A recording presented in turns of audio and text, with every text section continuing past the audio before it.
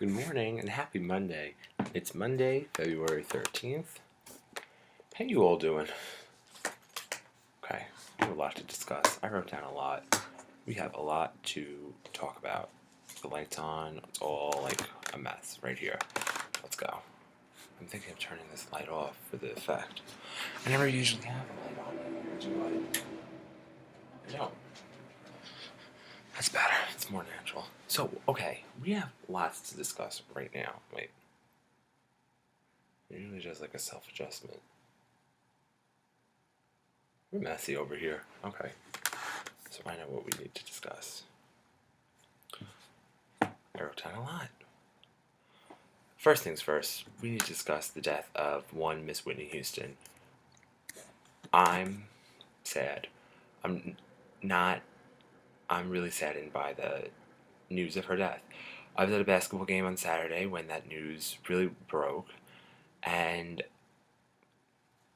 I don't know what to say. I mean, I'm not a big Whitney fan, but I enjoyed, when it ends with somebody. It's like my jam. Like when they play that, I go. And then I also like, you all remember in the 2000s, like early 2000s, whenever you went to a communion or some sort of a party with a DJ, he was playing that remix of, what is it? You got home at 3. It's not right, but it's okay. Like they were always playing that remix because it was really good and it was really popular. So I remember jamming out to that when I was younger, and I'm saddened about the news of Whitney Houston. But as I was telling people here, I'm more mad about the death of Whitney Houston. I'm not putting any words into the mouths of the reporters and all that business, but if Whitney Houston died due to, she was 48 years old, which is too young. And I said to somebody, I made this comparison. Selena was sad, but Selena, what are you going to do? Some crazy person takes a gun and shoots. Whitney Houston, we're all thinking that Whitney Houston had something to do, that her death had something to do with her drug use. And what really upsets me about that is that it's so preventable and it's so unnecessary that we had to lose one of the greatest voices ever, in my opinion, not just of our time, of our gender, ever. We lost one of the greatest voices ever due to that. I'm not saying that that's what the reports are, waiting 6 to 8 weeks due to the toxicology reports or whatever. I was listening to the news this morning at the gym, but deeply, deeply saddened, and I hope that it could be. I'm not focusing on the drug use solely. I'm focusing on both, because she had a fabulous singing career, fabulous music career, a great voice. We could all name some Whitney songs, and Whitney was really great. I mean, so many people today have taken their inspiration from Whitney Houston, and but I'm also going to focus a little bit on, her drug use through the years and how, it truly, that should kind of be a lesson to us all, in a way. All that drug use. Shout out to Bobby Christina. Bobby Christina went to the hospital with the anxiety. You're in our prayers, Bobby Christina. Bobby Christina is Whitney Houston's only child, her biological daughter, with Bobby Brown. I don't want to see Bobby Brown at that funeral. I don't want to see Bobby Brown at that funeral. You know what? I don't want to see Bobby. It's a very tough situation. I understand families, and I understand that sometimes Bobby Christina may need her father, Bobby Brown, there for her support. So that's all I want to see from you, Bobby Brown. If you're going to show up at that funeral, you show up for your daughter, Bobby Christina, and you say nothing else. You don't speak. You don't know. You don't act a fool. Nothing. Nothing. It's so sad. It's so sad. So I've been playing Whitney all week, as you saw in my video that went public. Thank you, Sam. But I was really sad, and I was bouncing around to Whitney all weekend, and very sad. Okay. It was Friday night. I'm watching my TV, and I see a commercial for a movie. The movie was called Wanderlust. And now, plot-wise, if I look at it just at the plot, it seems like the stupidest thing to me. But Paul Rudd and Jennifer Aniston are in it. So I'll be watching. I like Paul Rudd. I love Jennifer Aniston. She could put her boots under my bed any day of the week.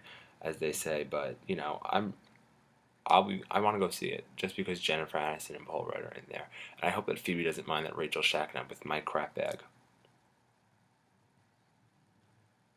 Remember he changed his name? Phoebe changed her name to Princess Consuela Banana Hammock, and then he changed his name to Crapbag. Mike Crapbag? No, first name Crap, last name Bag. Anyway, are you all in on this Jeremy Lin business? I know you all aren't sportsnistas, but are you all in that business?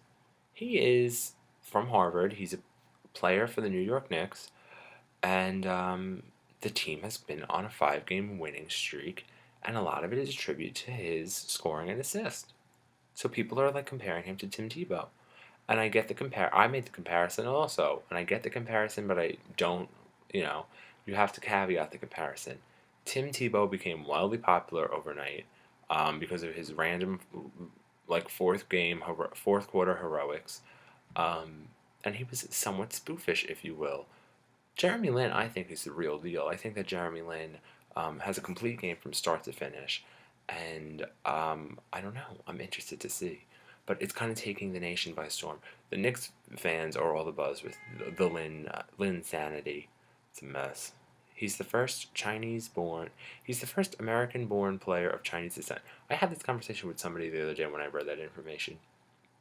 The first nowadays are like, they still want to give like the first. There's so many firsts that are taken and that have been taken for some time. So now it's like they're specifying the first. So I mean, I'm the first, Peter Adams to have talk show or like a video show vlog. I'm the first. I'm technically the first, but I'm just the first one of my kind. Do you know what I'm saying? I don't even know if that's true. I'm the, you know what I'm like. I'm the first.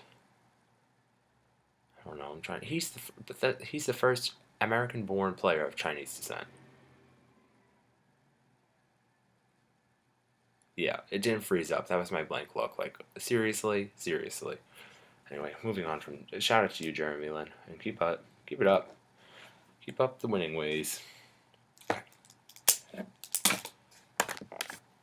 Do you like the sweater? It's like a thermal. Do you like it? Who's it by? I have to check.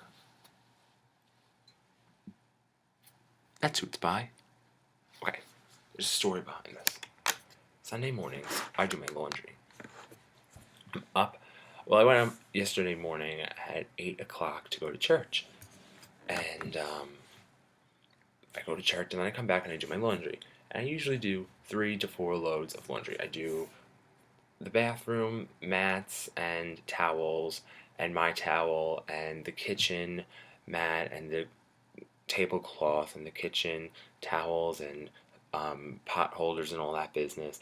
That's one load, and then my whites are another load, and then my darks are another load. Sometimes it's 4 loads, depending on how much, and every other week I do my sheets. Because I change my sheets, but every other week I wash. So, say all that to say, one of the washing machines is broken, yada yada yada.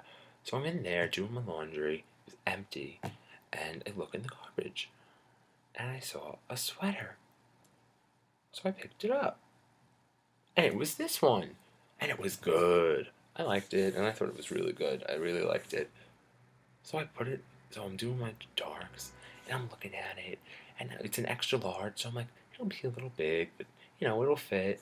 And so I put it in the washing machine, and I washed it, and now it's mine. Don't judge me.